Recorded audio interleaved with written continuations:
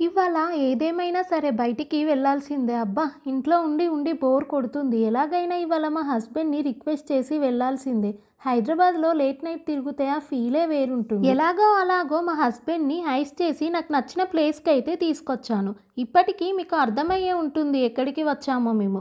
అదే అండి ట్యాంక్ బండ్‌కైతే వచ్చాము. నైట్ అయితే ఇక్కడ పబ్లిక్ కూడా చాలానే ఉంటారు. ఫ్రంట్ నుండి చూస్తే మనకి బుద్ధుని స్టాచ్యూ అయితే కనిపిస్తుంది. నైట్ అక్కడ కూర్చొని ఆ చల్లగాలిలో టైం స్పెండ్ చేస్తే అబ్బా! ఆ ఎంజాయే వేరుంటుంది. ఇక్కడ ఇంకా ice creams, balloons, street food అన్నీ ఉంటాయి.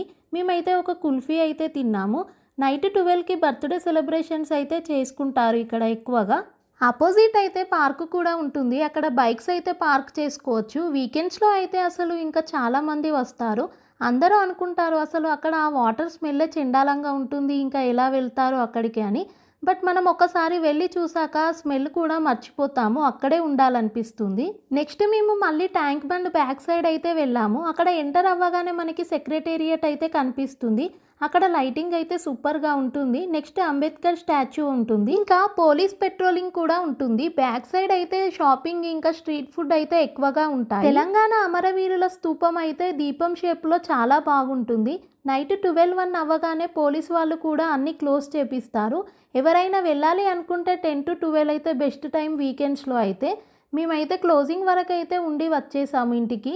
నచ్చితే ఒక లైక్ ఇవ్వండి. బాయ్.